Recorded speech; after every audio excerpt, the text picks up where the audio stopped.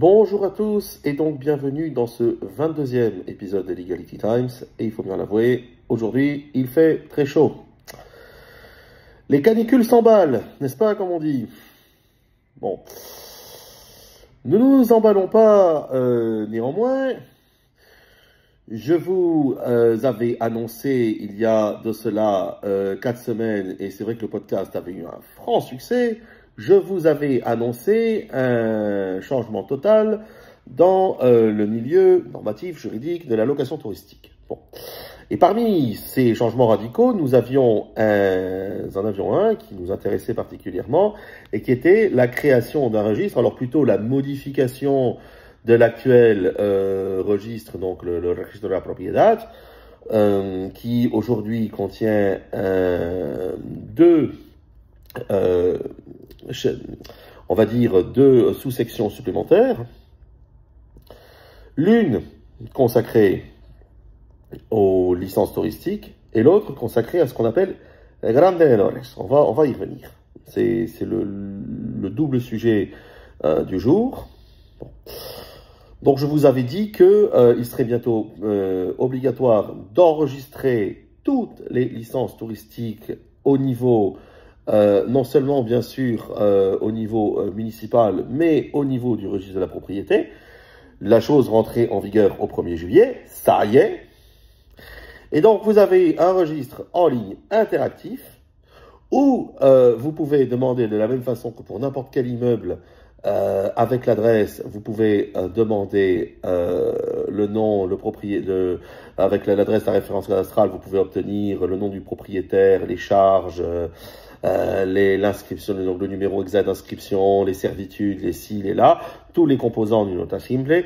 Et bien là, vous pouvez, avec une adresse ou avec un numéro de licence touristique, l'un ou l'autre, obtenir, déjà à savoir si le bien a bel et bien une licence touristique avec l'adresse, et avec le numéro de licence touristique, même si là vous n'avez pas le registre, avec cet outil magnifique et l'intelligence artificielle le cherche pour vous, et on vous sort le titulaire de la licence, l'année d'obtention, l'année de première obtention de la licence, le nombre de fois où la licence est passée de main en main, l'année de caducité, s'il y a une caducité de la licence, etc., etc.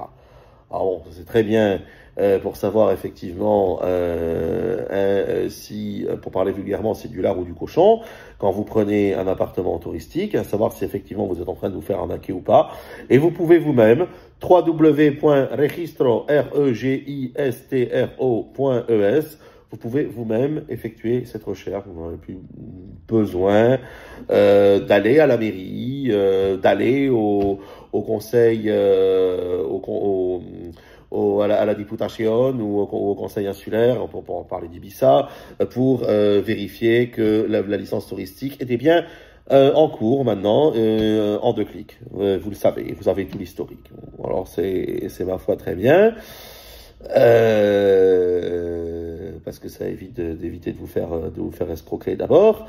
Et puis ensuite, c'est aussi très bien pour les professionnels du secteur, parce que c'est une activité professionnelle. Hein. Vous avez nombre de gens ici qui en ont fait leur gagne-pain et leur gagne-pain quotidien. C'est une activité très rentable, et c'est aussi très bien pour les professionnels du secteur pour pouvoir, le cas échéant, dénoncer les imposteurs. De la même façon que nous, les avocats, on a un annuaire des avocats pour savoir si le confrère qu'on a en face est bien enregistré ou pas.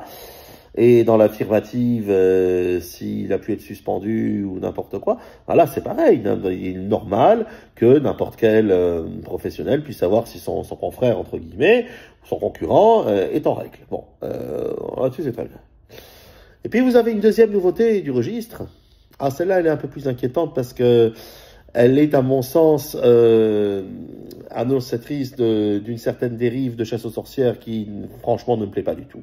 Vous savez que je suis en défense de la propriété privée, je défends très souvent les propriétaires, et là, la façon dont ça a été fait ne me plaît pas du tout. Il faut savoir une chose, c'est que cette réforme donc des licences touristiques ne procède pas d'une loi spécifique visant à réguler spécifiquement les licences touristiques.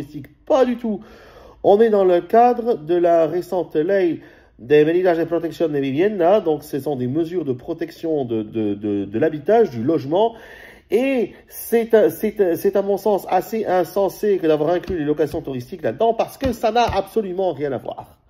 Qu'on le veuille ou non, ça n'a rien à voir. Je veux dire, location touristique, par définition, c'est quelque chose qui est fait pour déroger au principe du bail d'habitation classique. Vous êtes sur la configuration, cette configuration où vous avez quelqu'un qui va louer certainement pas dans le but d'en faire sa résidence principale, ou en tout cas, s'il le fait, il se met en infraction. Donc, c'était hors de propos, et je ne sais pas pourquoi est-ce qu'on a inclus les locations touristiques dans cette loi. Bon, nos chers gouvernants de gauche, démontrant une nouvelle fois leur inconséquence, l'ont fait. Donc on se retrouve dans la même loi, qui est une loi en réalité fourre-tout, avec une régulation des locations touristiques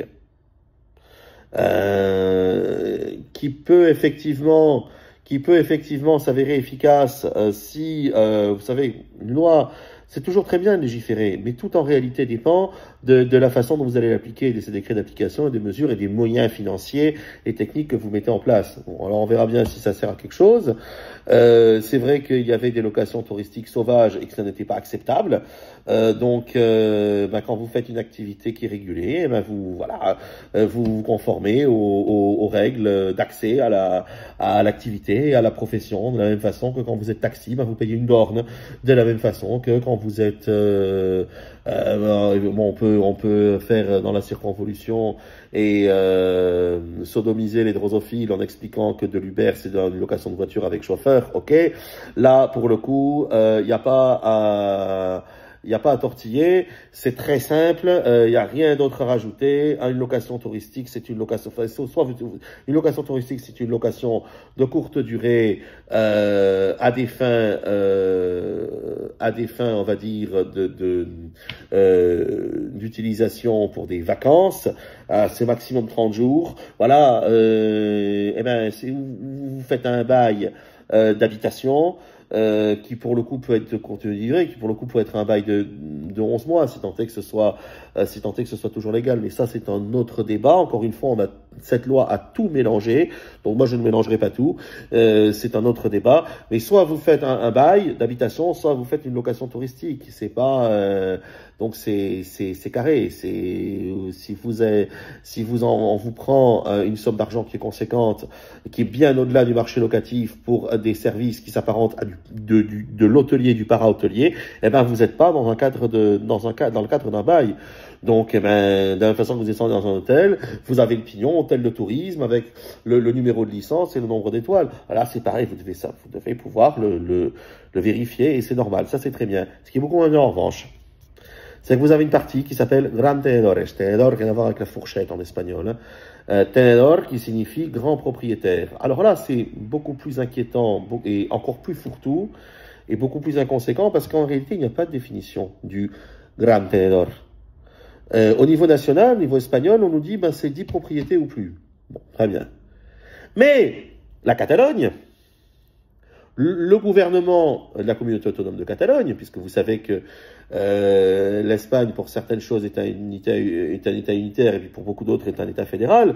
Et c'est vrai qu'on sent passer l'État fédéral beaucoup, beaucoup plus en Catalogne, au Pays Basque, dans les Baléares, à Valence, surtout en Catalogne et au Pays Basque, en Navarre, surtout en Catalogne et au Pays Basque, on le sent beaucoup, beaucoup, beaucoup plus passé que peut-être qu'à Madrid ou en Andalousie ou en Extrémadure. La Catalogne, unilatéralement, a décidé que, en Catalogne, à partir de 5 propriétés, vous étiez Gran Tenedor. Bon. Alors, on va me dire c'est qu'une appellation. Non, c'est pas qu'une appellation, malheureusement. Et le fait que vous puissiez vérifier en ligne qui est Gran Tenedor et qui ne l'est pas, c'est-à-dire que vous allez taper un nom, c'est très simple, vous allez taper un nom ou une adresse, et on va vous mettre cette personne est Gran Tenedor ou pas. Et le problème, c'est que, pour ça que je dis que ça va impliquer une chasse aux sorcières, le problème c'est que le Gran Tenedor, il peut beaucoup moins facilement déloger un locataire mauvais payeur, beaucoup moins facilement déloger un locataire qui, à l'expiration du contrat, va faire sa tête de cochon et va rester, et même un squatter, et même un sans droit ni titre, et je dis bien même un sans droit ni titre, parce que en tant que gran tenedor, il n'a pas accès à la procédure d'urgence. Il n'a pas accès à la procédure d'expulsion d'urgence, de desahucio express. Sauf si ces squatteurs sont entrés par effraction. C'est tout. Sinon, il n'y a pas accès. C'est quand même grave, hein. La justice est quand même mue par un principe qui s'appelle l'équité. Eh ben non. Et encore une fois, c'est le méchant gros porc qui gagne de l'argent ou c'est le méchant gros porc qui a du bien, alors que la propriété privée, ça s'hérite ou ça se mérite, hein, ça se vole pas. Bon, eh ben, c'est le méchant gros porc qui a du bien, encore une fois, qu'on saigne. Voilà. Aussi incompréhensible que ça puisse paraître. Et à mon sens, c'est dangereux parce que ça va asphyxier le marché locatif, c'est-à-dire que les grandes tenedores vont être réticents à mettre leurs biens en location. Tout simplement. Et le problème, c'est que le parc locatif en Espagne, aujourd'hui, est tenu à 74%, et j'ai bien dit à 74% au niveau national, par des grandes tenedores, qui sont soit des particuliers, soit des fonds d'investissement, c'est-à-dire en Catalogne, avec le passage de 10 à 5, et bien évidemment, bon, le fait que ici, surtout sur Barcelone, ce soit souvent des fonds d'investissement familiaux ou de grandes familles, des family office, voilà, qui louent souvent plusieurs immeubles divisés. C'est plus 74, c'est 93%. Vous avez bien entendu, 93% du parc locatif à Barcelone est tenu par des grandes tenedores. Alors, quoi on joue là? Qu'est-ce qu'on cherche? On cherche à ce que ces gens-là ne louent plus. Ah là, c'est pour le coup qu'il ne va plus rien avoir à louer, hein. C'est pour le coup que le marché va être asphyxié. Mais bon. Je ne sais pas, encore une fois, à quoi nos gouvernants de gauche jouent, mais leur attitude n'a d'égal que leur plus parfaite inconséquence et que leur plus parfaite incompétence. Gageons que